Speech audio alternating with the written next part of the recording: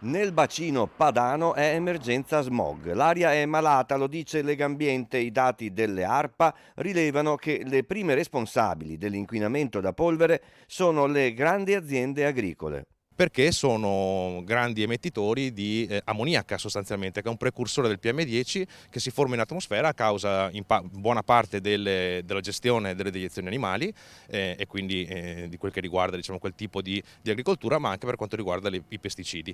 Il futuro governo e le regioni mettano la qualità dell'aria tra le priorità, è l'appello di Legambiente. I livelli di sostanze inquinanti misurati nei capoluoghi del nord Italia hanno superato di molto i valori consigliati dall'Organizzazione Mondiale della Sanità. In questo periodo inizia a esserci una crisi dal punto di vista dell'accensione dei riscaldamenti, anche se l'abbiamo ritardata, ma tra poco avremo anche quel problema. Aumenta il traffico dopo l'estate e nel periodo invernale, lo sappiamo bene, il particolato tende a ristagnare in atmosfera e poi ce lo respiriamo. Occorrono per esempio risorse per rendere il trasporto pubblico locale competitivo con la mobilità automobilistica.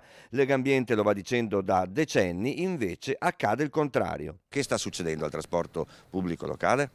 Beh, il trasporto pubblico locale gode sempre dei medesimi bassissimi, pochissimi finanziamenti da parte dello Stato, per cui le risorse non sono aumentate in questi anni, quindi lo Stato deve intervenire, oltre che noi ci auguriamo anche la Regione con risorse aggiuntive per dare una mano in una fase di criticità.